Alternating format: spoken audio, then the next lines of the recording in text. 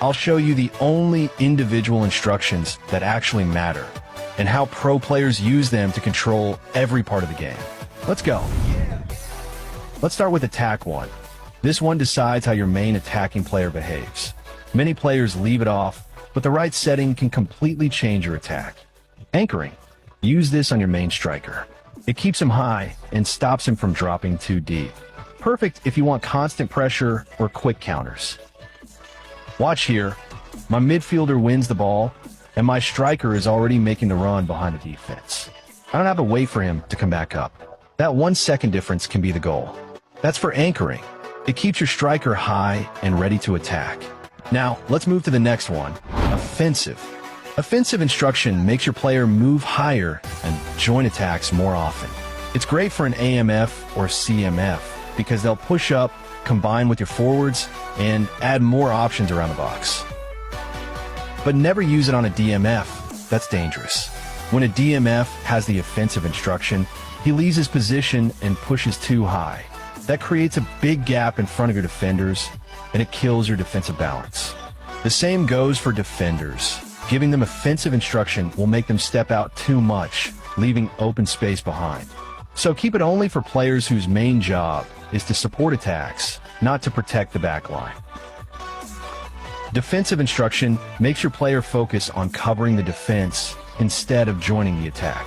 He stays ready to intercept, support the back line, and maintain balance when your team loses the ball. It's ideal for a DMF or a defensive CMF because they'll help protect the space in front of your defenders. This instruction doesn't make the player drop deep.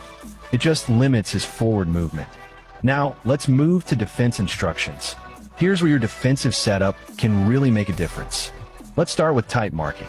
When you assign this instruction to the opponent's main attacker, your defender will immediately stay close and pressure him the moment he gets the ball, limiting his space and cutting off his attacking options. But here's the downside. If you face a player who knows how to use quick 1-2, this can completely expose your backline. The defender following his mark will leave gaps that can be easily exploited. So use tight marking wisely.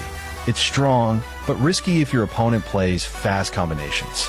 Next, we have man marking. This one works almost like tight marking, but with more control. Instead of letting the game decide who marks the opponent, you personally assign which defender should stay on a specific attacker. It's perfect when you want your best defender to lock down the rival's key player. For example, I assign man marking to my center back on Holland. From the moment the match starts, my defender stays glued to him, following every movement, blocking his runs, and not letting him receive the ball comfortably.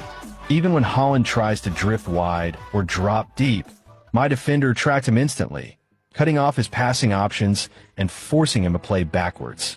This makes it extremely hard for the opponent to build attacks through their main striker.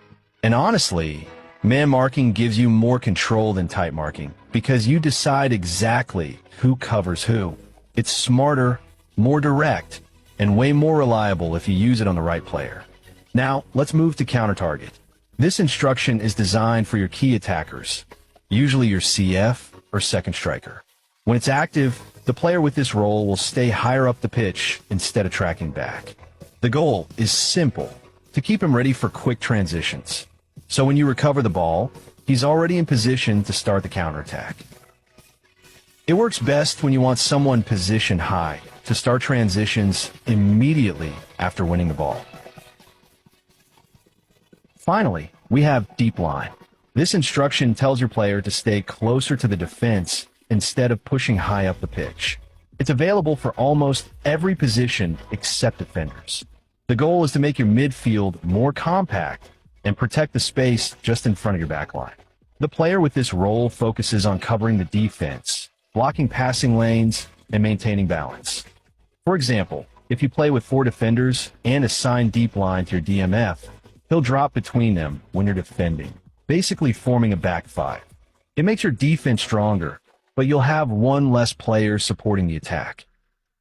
Alright, now that you know exactly what each instruction does, let's jump into the most effective ones to use, the setups that actually make a difference on the pitch. Here's an example of a really effective setup I personally use. In Attack 1, use anchoring on your main striker. This keeps him from dropping too deep and ensures you always have a target up front. In Attack 2, use anchoring again on your second forward if you play with two strikers, so they stay aligned and make those deadly runs behind the defense. In Defense 1, use deep line assigned to your DMF, especially if he's a defensive player like Kante. This adds an extra layer of protection and basically gives you a 5-man backline when you lose the ball. And finally, in Defense 2, use counter-target on your fastest striker.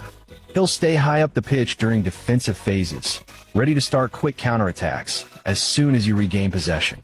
That's one of the most balanced and effective instruction setups you can use right now. I hope you liked the video and learned something new today. Drop your formation in the comments, and I'll give you the best individual instructions for it. Don't forget to like,